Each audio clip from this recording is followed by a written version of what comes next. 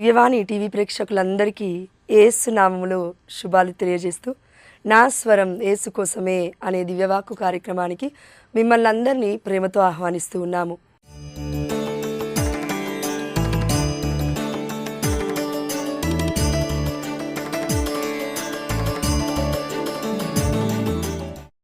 ఈరోజు పరిశుద్ధాత్మ దేవుడు మనకు పరిచయం చేయాలి అని అనుకుంటున్న అంశం ఏంటంటే స్తుతించుట మానకు, స్తుతించుట మర్చిపోకు. ఎందుకంటే కీర్తనల గ్రంథము 149వ అధ్యాయము 9వ వచనం ఇలా సెలవిస్తూ ఉంది, విశ్వాసుల విజయం ఇదియే, మీరు ప్రభువును స్తుతింపుడు. ఆమేన్, హల్లెలూయా. ప్రియమైన దేవుడి బిడ్డలారా, ఈ ప్రపంచంలో ఎంతోమంది చెప్పుకుంటూ ఉంటాము, అవును నేను దేవుడి బిడ్డను అని, అదేవిధంగా విశ్వాసంలో నేను ఉన్నాను అని, క్రీస్తుని నేను నమ్ముతున్నాను అనుకుంటామని. కానీ కష్టాలు వస్తే తప్ప అర్థం అవ్వదు మన విశ్వాసం ఎంత గొప్పదో. బంగారము ఏ విధంగా అయితే కొలిమిలో వేసినప్పుడు అది బయటికి తీయబడ్డప్పుడు ఎంత స్వచ్ఛముగా ఉంటుందో, మనమందరం కూడా ఏ క్రైస్తవుడైతే కష్టాల కొలిమిలో కాలినప్పుడే నిజంగా క్రీస్తు బిడ్డ కాదా అనేది ఆ దేవాదేవుడికి అర్థమవుతుంది. అంతకన్నా ముఖ్యంగా మనకే అర్థమవుతుందండి, వామ్ము నేనేంటి భరించలేకపోతున్నాను. ప్రియమైన దేవుడు బిడ్డారా, మరి మన అందరి యొక్క జీవితంలో, ఈవెన్ ఈ ప్రపంచంలో, మన దేశంలో ఎంతోమంది చాలా వేదనలో ఉన్నారు, ఆందోళనలో ఉన్నారు, కష్టాల్లో ఉన్నారు, కన్నీళ్ళలో ఉన్నారు. అసలు ఏం చేయాలో అర్థం అవ్వట్లేదు. కొంతమంది అయితే సూసైడల్ థాట్స్తో బ్రతుకుతూ ఉన్నారు. అడుగడుగు కూడా ఎంతో భయంకరంగా ఉంది.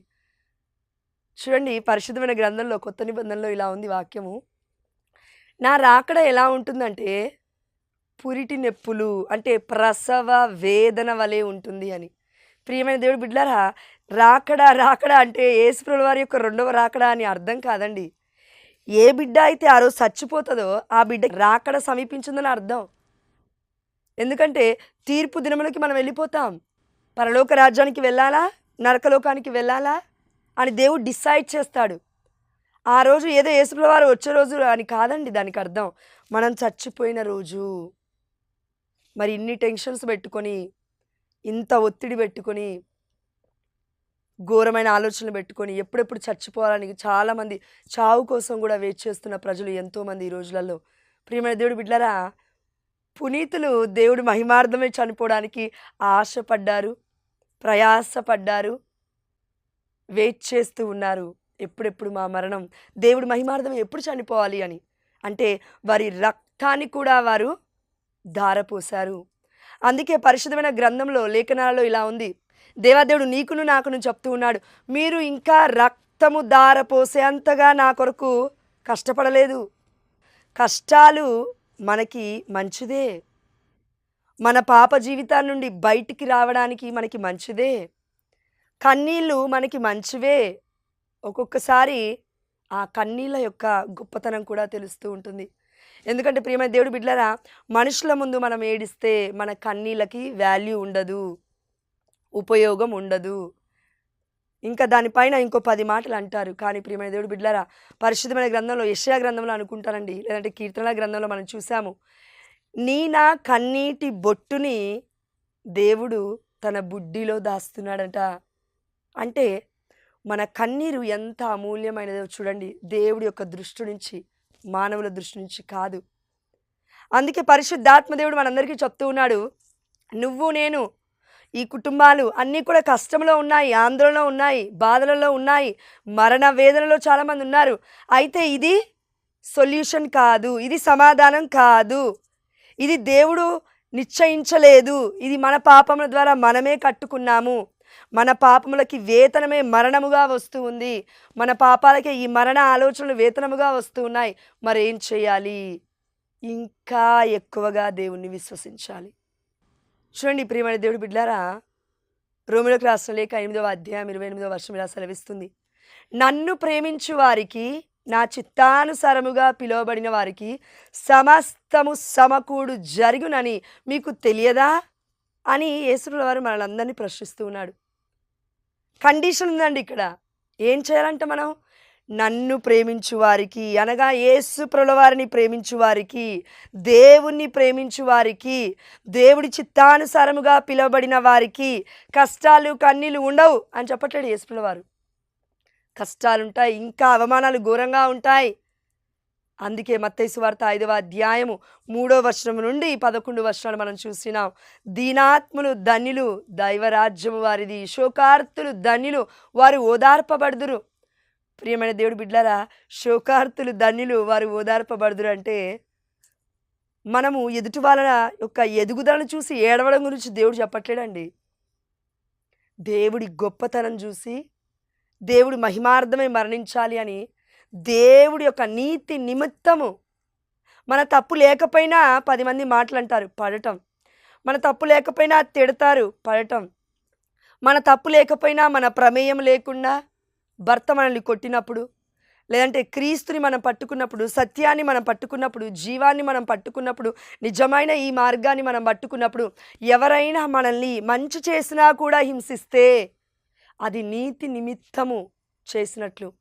ఆ సమయంలో దేవుడు అంటూ ఉన్నాడు, శోకార్తులు. అప్పుడు మనం ఏడుస్తాం కదా, ఎస్, అవమానం పడ్డప్పుడు, దుఃఖించినప్పుడు, ఎదుటి వాళ్ళు అపహేళన చేస్తూ ఉన్నప్పుడు, నిందలకి గురి చేసినప్పుడు, అయ్యో నేను చెయ్యని దానికి నేను ఎందుకు ఇంత బాధపడాల్సి వస్తుంది అని ఆ మరణ వేదన, ఆక్రందన దేవుడు వింటాడు. ప్రియమైన దేవుడు బిడ్డారా, అంతేకాని నా ఇష్టం వచ్చినట్లు నేను మాట్లాడతాను, ఆ దేవుడు చూసుకుంటాలే, నో.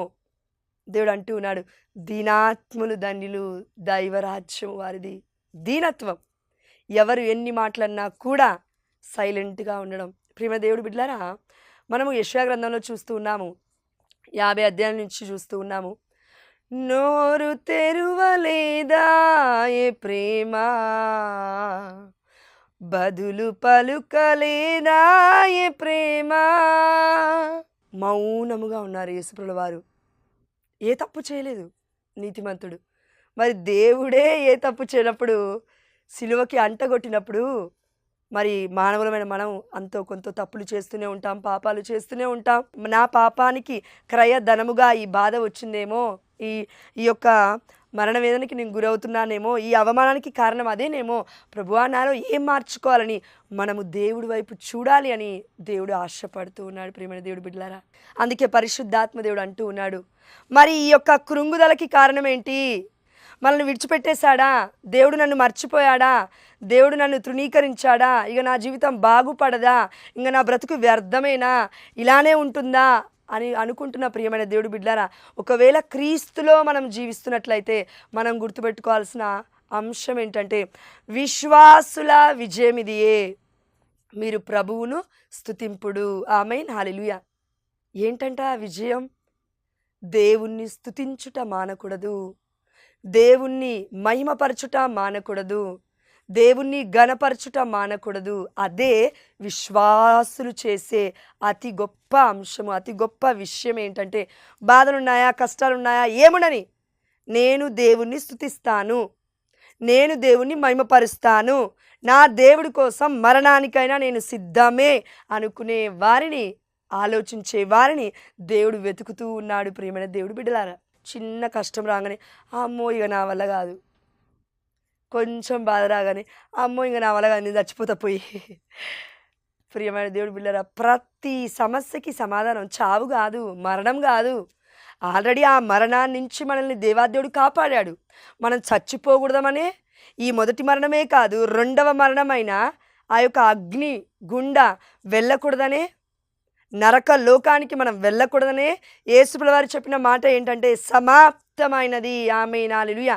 కానీ ప్రియమైన దేవుడి బిడ్డలారా, సమస్తము మనకి సమకూడి జరగాలంటే యేసయ్య చెప్పిన మాట మన యొక్క కుటుంబాలలో, మన జీవితాలలో, సాతానుకే ఇంత బలం ఉందని మనం నమ్మితే, సాతానుగాడు ఏదైనా చేయగలుగుతాడు, మనల్ని నాశనం చేయగలుగుతాడు అని మనకి తెలుస్తున్నప్పుడు, మరి ఈ యొక్క లూసిఫర్ గాడి యొక్క ఆలోచనలు ఇంత భయంకరంగా ఉన్నాయన్నప్పుడు, మరి దేవుడి శక్తి మనకు అర్థం కావట్లేదా? నిమ్మకాయకి ఇచ్చేంత వాల్యూ కూడా దేవుడికి మనం ఇవ్వద్దా? ఆ యొక్క మిరపకాయలు నమ్ముతున్నామండి, దేవుడి శక్తిని మనం నమ్మట్లేము. మంత్రతంత్రాలను మనం నమ్ముతున్నామేమో, మరి దేవుడి శక్తిని మనం ఎందుకు నమ్మట్లేము?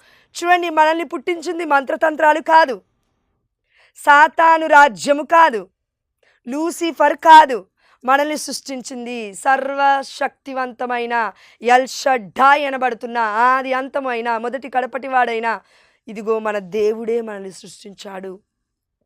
నిన్ను నన్ను చేసిన దేవుడికి మనకు విజయం ఇవ్వడం ఇష్టం లేదా? ఇష్టమే. మనం ఆనందంగా జీవించడం ఇష్టం లేదా? ఇష్టమే. మనము కుటుంబ సమేతముగా ఐక్యతతో శాంతి సమాధానముతో పిల్ల పాపలతో వర్ధిల్లుట దేవుడికి ఇష్టం లేదా? ఇష్టమే. ఎవరికి ఇష్టం ఉండదు అంటే సాతాను గాడికి ఇష్టం ఉండదు.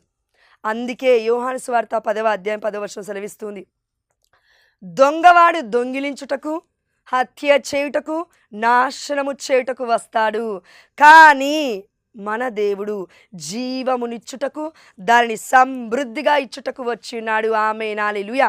మనందరి యొక్క దృష్టి దిష్టిల పైన ఉండొద్దు. మనందరి దృష్టి నిమ్మకాయల పైన ఉండొద్దండి. మనందరి దృష్టి ఆ యొక్క మిర్చీల మీద ఉండొద్దు, ఎండుమిరపకాయల మీద ఉండొద్దు. మనందరి యొక్క దృష్టి పక్కింటి వాళ్ళు, వెనకింటి వాళ్ళు ఏమో చేస్తున్నారు, వామ్మో నేను ఎదిగిపోతున్నాను, బంగ్లాలు కడుతున్నాను, కార్లు కొంటున్నాను. నో, అది మనం సంపాదించిన సంపాదన కాదు.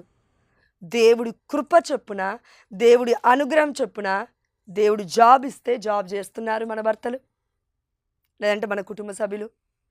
దేవుడి కృప చొప్పున ఆ సంపాదన కనీసం నెల చివరి వరకు ఖర్చులకి పనికొస్తూ ఉన్నాయి. దేవుడు ఆశీర్వదించకపోతే ఏ గృహాలు నిలబడవు, ఏ కార్లు నిలబడవు, ఏ కుటుంబాలు నిలబడవు, ఏ కుటుంబంలో ఉన్న వ్యక్తులు కూడా నిలబడలేరు. ప్రియమైన దేవుడి బిడ్డలారా, ఇది మనం గుర్తుపట్టాలి.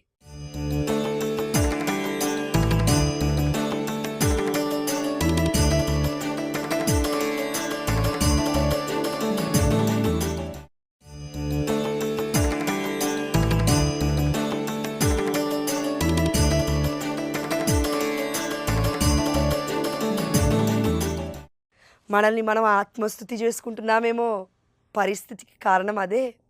ఇది నా వల్లే అయింది. చూడండి, మనలో చాలామంది తెలివి కలవారు ఉంటామండి. ఎంత గొప్పవాళ్ళం అంటే దేవుడు చూస్తూ ఉన్నాడు మనల్ని. అవునా? ఎస్. నా భర్త మారాడనుకో, నేను ప్రార్థన చేశానండి, అందుకే నా భర్త మారాడు. ఒకవేళ ఎవరైనా పక్కింటి ఆమె వచ్చి, అమ్మ రోజు ప్రార్థన చేస్తున్నావు, నీ భర్త మారట్లేడు కదా అని అంటే, దేవుడు మార్చట్లేడండి. అంటే మారితేనేమో క్రెడిట్ నీకు నాకు, మారకపోతేనేమో దేవుడి మీద బ్లేమ్. అంటే దేవుడిని మొత్తం పట్టించేస్తాం. ఆనాడు యూదా ఇస్కారియోతు పట్టించాడు కదా ముద్దు పెట్టి. యూదా ఇస్కారియోతు కంటే భయంకరం మనం అందరం. కనీసం యూదా ఇస్కారియోతు 30 సిల్వర్ కాయిన్లకే అమ్మేశాడు యేసయ్యని. కానీ నువ్వు నేను 30 సిల్వర్ కాయిన్లు కూడా అవసరం లేదండి. ఒక్క సిల్వర్ కాయిన్ చాలు మనకి. ఒక్క కామపు ఆలోచన చాలు, ఒక్క టెంప్టేషన్, కారు, ఇల్లు, బంగ్లా, లేదంటే ఎగ్జామ్స్, లేదంటే ఒక జాబ్. అందుకే మనకి అంటే ఈ లోకంలో జీవిస్తున్న మనుషులమైన విశ్వాసులం అని చెప్పుకుంటున్న డాంబికత్వంలో ఉన్న మనము క్రైస్తవం పిలువబడుతున్న మనకి 4 తరాల నుంచి నేను కథోలికుని, నేను కథోలికురాల్ని అనుకుంటున్న మనకిని చచ్చిపోయిన పునీతులకి ఉన్న మధ్య తేడా ఏంటంటే వారు దేవుడి కోసం మాత్రమే బ్రతికారు. మనము దేవుడి కోసం తప్ప అన్నిటి కోసం బ్రతుకుతున్నాం. లిటరల్లీ చెప్పాలంటే దుష్టుడి కోసం బ్రతుకుతున్నాం. మనం దుష్ట ఆలోచనల కోసం మనం బ్రతుకుతున్నాం. ఎలా ఉంటుంది తెలుసా? పునీతులకి ఈ లోకంలో జీవిస్తున్న మనుషులకి చూడండి, అనుకోవద్దు అయ్యో పునీతులు గొప్పవాళ్ళండి, మనం పాపాత్ములు అండి. నో. పౌలుగా మారక ముందు ఎలా ఉన్నాడు? క్రైస్తవుని హింసిస్తూ ఉన్నాడు. ప్రియమైన దేవుడి బిడ్డలారా, అందుకే యేసుప్రభువు వారు అన్న మాట అపోస్తుల కార్యంలో 9వ అధ్యాయంలో, సౌలా సౌలా నీవు నన్నేలా హింసిస్తున్నావని యేసుప్రభువు వారు అన్నారు. ప్రియమైన దేవుడి బిడ్డలారా, సంఘాన్ని హింసిస్తుంటే, క్రైస్తవుల్ని హింసిస్తుంటే దేవుణ్ణే హింసించినట్లు. అవునా? ఎస్. అదేవిధంగా మనందరి కుటుంబాలలో మనల్ని హింసిస్తుంది ఎవరండి? మనల్ని బాధ పెడుతుంది ఎవరండి? మనల్ని కృంగుబాటికి లోను చేస్తుంది ఎవరండి? మనము కృంగిపోయేలాగా చేస్తుంది ఎవరండి? సాతాను కదా. ఆనాడు సౌలు క్రైస్తవుని హింసించాడు. ఎందుకు హింసించాడు? దేవుడి ఆత్మ దర్శనం ఇంకా కలగలేదు. దేవుడి దర్శనం ఇంకా కలగలేదు. అప్పటికి లూసిఫర్ చేత పీడింపబడుతున్నాడు. దేవుడు అంటే తెలీదు.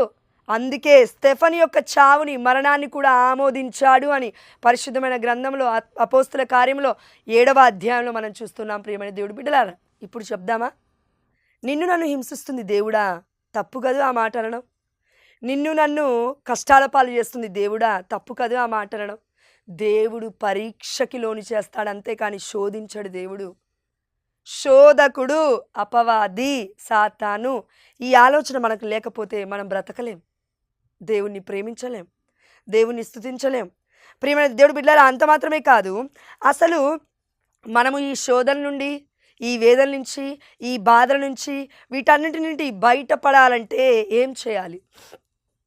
ఈ యొక్క సూసైడల్ థాట్స్, చచ్చిపోవాలి చచ్చిపోవాలి, ఉరేసుకోవాలి, మందు తాగాలి, చచ్చిపోవాలనే ఆలోచన ఉంది చూశారు, ఇది ఎవరిస్తున్నారు? దొంగవాడు దొంగిలించుటకు, హత్య చేయుటకు.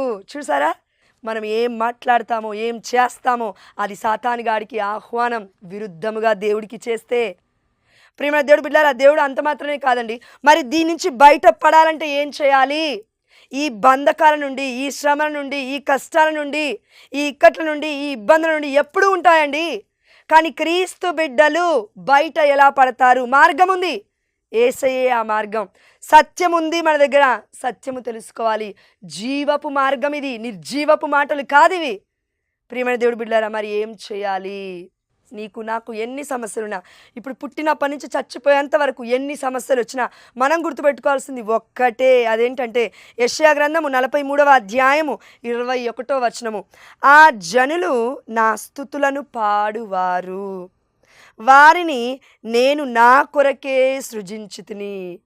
దేవుడు అంటున్నమాట, ఆ జనులు, ఈ ప్రపంచంలో ఉన్న జనాభా మొత్తం ఎవరు చేశారండి అని అడిగితే, దేవుళ్ళు ఉన్నారండి, దేవుళ్ళు చేశారండి? నో, అది తప్పు. దేవుడు ఒక్కడే, ఆ దేవుడు యావే ప్రభువు మాత్రమే. యావే ప్రభువులో లీనమై ఉన్న పితా, పుత్ర, పరిశుద్ధాత్మ దేవుడు ఒక్కరే ఈ ప్రపంచంలో ఉన్న ప్రజల్ని మొత్తం చేశారు అనే విషయం మనం అర్థం చేసుకోగలగాలి. ఈ సత్యము మనల్ని బంధకాల నుండి బయటికి తీసుకొస్తుంది. మన నుండి పోవాలి దెయ్యము. ఏంటి దెయ్యం అంటే? బూతు మాటలు, కామపు క్రియలు, పిచ్చి పిచ్చి మాటలు, ఎదుటివారిని దూషించే మాటలు, ఎదుటివారిని బాధ పెట్టే మాటలు. నేనెంత బాధపడ్డానో వాళ్ళు నాకన్నా డబ్బలు బాధపడాలి అని గుచ్చి గుచ్చి గుచ్చి గుచ్చి పిన్నులతో చంపే మాటలు. ప్రియమైన దేవుడు బిడ్డలారా, ఇవన్నీ దేవుడు ఇష్టపడడు. అందుకే వాళ్ళని ఎవరినో మనం అంటున్నాం అనుకుంటాం కదా, మనం తోకున్న గోతిలో మనమే పడతాం, మనకే అర్థం కావట్లేదు. అందుకే దేవుడు అంటున్నాడు, నిన్నును నన్నును దేవుడు సృష్టించుకుంది ఎందుకంటే ఈ వ్యర్థమైన మాటలు మాట్లాడడానికి కాదు. పరిశుద్ధమైన గ్రంథంలో 150 అధ్యాయాలు ఏ గ్రంథానికైనా ఉన్నాయి అంటే కీర్తనల గ్రంథం మాత్రమే. 150 అధ్యాయాలు ఎందుకున్నాయి? మనం మనుషులం, దేవుని స్తుతించడం మనకి తెలీదు. అందుకే రోజు ఒక 10 అధ్యాయాలు చదివినా, రోజు కనీసం మినిమంలో మినిమం ఒక్క 5 అధ్యాయాలు చదివినా డెలివరెన్స్ వస్తుంది, విడుదల వస్తుంది, విమోచన వస్తుంది. మనకి ఒక బంధకం లాగా పట్టుకొని ఉంటూ ఉంది అప్పుడప్పుడు. దాని నుంచి మనం బయటపడతాము. ఎవరో కొట్టినట్టు, ఎవరో తిట్టినట్టు, లేదంటే నిద్రపోయి లేవగానే ఒళ్ళంతా అండి ఒకలాగా అయిపోతూ ఉంటుంది. ఎందుకు? నెగిటివిటీ. ఇంట్లో నువ్వు నేను మాట్లాడిన మాటలు, బూతులు బూతులు బూతులు మొత్తం గోడలు ఉన్నాయి కదా, అవే మన మీద పనిచేస్తూ ఉంటాయి. దుష్టుడు బయట నుంచి ఎక్కడి నుంచి రాడు, లోపల నుంచే వస్తాడు వాడు కూడా. నువ్వు నేను అవకాశం ఇస్తే మరేం చేయాలి? స్తుతించాలి. ఎవరిని? సాతాన్ని కాదు, ఎవరిని? కొబ్బరికాయల్ని కాదు, ఎవరిని? మిరపకాయల్ని లేదంటే నిమ్మకాయల్ని కాదు, ఎవరిని? గుమ్మడికాయల్ని కాదు, లేదంటే పొట్లకాయలు కాదు. సృష్టిలో ఉన్న వాటిని స్తుతించమని దేవుడు చెప్పలేదు. అది ఒకవేళ చేస్తే విగ్రహారాధన. దీనివల్లే నేను బ్రతుకుతున్నానండి, దిష్టిపోతుంది అని అన్నావంటే అది విగ్రహారాధన. ఇంటి ముందు ఏదో ఒక దెయ్యం ఫోటో పెట్టుకున్నానండి దిష్టి తాగకుండా, అది విగ్రహారాధన. మరి ఇవన్నీ పక్కకు పెట్టేసి ఏం చేయాలి అని అడిగితే దేవుడు చెప్తున్నమాట, అవును నా బిడ్డలు నన్ను స్తుతించడానికే నేను సృష్టించుకున్నాను అని ఆ దేవాదేవుడు చెప్తున్నాడు. అవునా? స్తుతిస్తే ఏం జరుగుతుందో పరిశుద్ధమైన గ్రంథం నుంచి మనం ఒకసారి చూద్దాం. అపోస్తుల కార్యములు 16వ అధ్యాయము 23 నుండి 34 వచనాలు. అట్లు క్రూరముగా కొట్టిన పిదప వారిని చెరలోకి నెట్టిరి, తాళము గట్టిగా బిగింపుమని చెరసాల అధికారికి ఆజ్ఞాపించిరి. ఇక్కడ మన పౌలు శిలాసులు దేవుడి గురించి ప్రసంగిస్తూ ఉన్నారు, దేవుడి గురించి గొప్పగా చెప్తూ ఉన్నారు. మా ప్రాణమైనా పోతే పర్లేదు కానీ దేవుని మేము మహిమపరుస్తామని వారు ప్రజల మధ్యలోకి వెళ్ళి ప్రకటిస్తూ ఉన్నారు సత్యాన్ని, జీవాన్ని, మార్గమైన యేసుప్రభుల వారిని. ఈ సమయంలో ఇప్పుడు వారి మీదికి కొంతమంది ప్రజలు వచ్చారు, బట్టలు చించారు, కొట్టారు. ఎంత భయంకరంగా అంటే క్రూరముగా కొట్టిన పిమ్మట వారిని చెరసాలలో వేసిరి అంది. ఇప్పుడు నీకు నాకు భర్త ఒక దెబ్బ కొట్టగానే, భార్య ఇంకేదన్నా అనగానే, లేదంటే పిల్లలు ఏదన్నా అనగానే వెళ్ళి వామ్మో నా వల్ల అయితే లేదు నేను చచ్చిపోతానని హాస్పిటల్ వేయాలి అంటున్నాం కదా. యాక్టింగ్, కపటం. ఈ దెబ్బలు కాదండి ఇక్కడ ఉంది. ఇక్కడ ఉన్న దెబ్బలు ఎంత భయంకరమైనవంటే యేసుప్రభుల వారికి కొరడా దెబ్బలు కొట్టేటప్పుడు వాడారు కదా, ఆ కొరడాలలో కొన్ని టైప్ ఆఫ్ కొరడాలు ఉంటాయంట అండి, ఆ యొక్క తాళ్ళు ఉంటాయంట. వాటిలో కొన్నిటిని ఈ యొక్క పౌలు శిలాసులకి వాడారు. అంటే వాళ్ళు నడుస్తున్నప్పుడు రక్తం కారుతుంది, నడుస్తున్నప్పుడు దేహం నుండి రక్తం కారుతుంది. ఆ రక్తం వైపు వాళ్ళు చూడట్లేరు, యేసయ్య వైపు మాత్రమే వాళ్ళు చూస్తూ ఉన్నారు. ఈ సందర్భంలో 25వ వచనంలో చూడండి, దాదాపు అర్ధరాత్రి వేళ పౌలు శిలాసులు ప్రార్థించుచు దైవస్తుతి గీతములు పాడుచుండగా ఖైదీలు వాటిని వినుచుండిరి. ప్రియమైన దేవుడి బిడ్డలారా, అయ్యో నాకు బాధ వచ్చింది, అయ్యో నాకు కష్టం వచ్చింది అంటాం కదా. కానీ ఆ కష్టాలలో, ఆ బాధలలో దేవుని మనం స్తుతించినప్పుడు అన్యులు వింటారు. దేవుణ్ణి మనం మహిమపరిచినప్పుడు అన్యులు వింటారు. అన్యులు విని అనుకుంటారు, వామ్మో ఇన్ని కష్టాలు వచ్చినా, ఇన్ని బాధలు వచ్చినా, నేను ఇంత తిట్టినా వాళ్ళు దేవుని స్తుతిస్తున్నారేంటి, నిజమైన దేవుడు యేసయ్యేనేమో, అందుకే వీరు క్రైస్తవులాగా జీవిస్తున్నారు అని పరులు చెప్పుకుంటారండి మన గురించి. అపోస్తుల కార్యంలో 4-5 నాకు తెలిసి 9-10 అధ్యాయాల దగ్గర అనుకుంటాండి, అక్కడ ఆంతియోకియాలో ప్రజలందరూ అక్కడున్న బిడ్డల్ని క్రైస్తవులు అని పిలిచిరి. అపోస్తులు పిలుచుకోలేదు, వారంతగా వారుగా ప్రజలే వచ్చి మీరు క్రైస్తవులు అన్నారు. అంటే వారి ప్రవర్తన క్రీస్తుని చూపించింది. క్రైస్ట్ ఇన్ us, ఎవరిలో అయితే క్రీస్తు ఉంటాడో వాడే క్రైస్తవుడు. నిజంగా క్రీస్తులో జీవిస్తే వాళ్ళే క్రైస్తవులు. అందుకే వీరు చూడండి క్రీస్తు బిడ్డల్లాగా జీవిస్తూ ఉన్నారు. ఏం చేస్తున్నారు, 2 కొయ్య దుంగల మధ్య వారిని బంధించారు, వారి యొక్క కాళ్ళను గుహ లోపలికి త్రోసిపుచ్చారు. రక్తం అడుగులో ఇప్పుడు వారు ఉన్నారు. వారు స్తుతించడం అసాధ్యం. మనమైతే హాస్పిటల్కి వెళ్తాం, మనమైతే పెద్ద హాస్పిటల్కి వెళ్తాం, మనమైతే సర్జరీలు చేయించుకుంటాం, మనమైతే ఎక్కడెక్కడ ఏమైందని కుట్లేయించుకుంటాం హాస్పిటల్కి వెళ్ళి. వాళ్ళు ఈ పనిలో లేరు, దేవుణ్ణి స్తుతించే పనిలో ఉన్నారు. దైవ స్తుతి గీతములు పాడుతూ ఉన్నారు. దేవుణ్ణి మేము ఇంకా ఎలా ఘనపరచాలని ఆలోచిస్తూ ఉన్నారు. వారికి వారు ధైర్యం చెప్పుకుంటూ చెరసాలలో ఉన్నారు. వారందరూ కొంతమంది బిడ్డలు, ఎవరి వాళ్ళు అప్పటికి బాధలో, అప్పటికి ఘోరమైన పరిస్థితిలో, అప్పటికి ఇక జీవితంలో నిరీక్షణ లేని బిడ్డలకి వీరు దేవుణ్ణి ప్రకటిస్తూ ఉన్నారు స్తుతి గీతాలు పాడడం ద్వారా. అప్పుడు వారి యొక్క సంఖ్యలే కాదు, వారి యొక్క బంధకాలే కాదు, అక్కడ చెరసాలలో, అక్కడ ఆ యొక్క జైల్లో ఉన్న ప్రతి ఖైదీ యొక్క చెరసాలలు బంధింపబడి అన్నీ కూడా బల్లుమని తిరిగిపోతూ ఉన్నాయి. ఆమేన్ హల్లెలూయా. ప్రతి ఆ యొక్క చెరసాల తెరవబడింది. ఆమేన్ హల్లెలూయా. ప్రియమైన దేవుడు బిడ్డలారా, అంటే మనం స్తుతిస్తే మనకే కాదు, నాకే కాదు, నా కుటుంబానికి కూడా విడుదల ఉంటుంది. అన్ని సమయములందు మనం దేవుని ఎప్పుడైతే స్తుతిస్తామో అప్పుడే మనకి విడుదల, విమోచన, ఆనందం, తద్వారా దేవుడికి మహిమ చేకూరుతుంది. ప్రియమైన దేవుడు బిడ్డలారా, కాబట్టి మనము ఈ యొక్క ఈ అంశాన్ని మనం ధ్యానించుకున్నాం. ఒక్కటే విశ్వాసుల విజయం ఇదియే, మనము ప్రభువుని స్తుతించాలి. మన యొక్క ముఖ్య ఉద్దేశం, ప్రతి కథోలికుడి యొక్క ముఖ్య ఉద్దేశం దేవుణ్ణి స్తుతించడమే. స్తుతించడం ఎప్పుడైతే మానేస్తామో మన ప్రతి పరిస్థితి భయంకరంగా మారుతుంది. ఆ స్థితిగతుల నుంచి బయటికి రావాలంటే మన వల్ల అవ్వదు. ఏ దిష్టి పనిచేయదు, ఏ మంత్రతంత్ర వైద్యాలు పనిచేయవు, కేవలం దేవుడు మాత్రమే పనిచేస్తాడు ఆ సమయంలో. ఎందుకంటే మంత్రతంత్ర వైద్యాలు చేస్తున్న బిడ్డని సృష్టించింది దేవుడే, మంచివాణ్ణి చెడ్డవాణ్ణి సృష్టించింది దేవుడే, నిన్ను నన్ను సృష్టించింది దేవుడే. దేవుడు తప్ప, సృష్టికర్త తప్ప సృష్టి మనల్ని రక్షించలేదు అనే విషయాన్ని మనం గుర్తుపెట్టుకుంటే తప్పకుండా ఈ వాక్య పరిచర్య ద్వారా మనకిని, మన కుటుంబాలకి విడుదల, విమోచన, స్వస్థత యేసు నామములో జరిగిందని మేము విశ్వసిస్తున్నాము. మా ప్రియ పరలోకపు తండ్రి, ఆమేన్. హల్లెలూయా. పితా, పుత్ర, పవిత్రాత్మ నామమున ఆమేన్.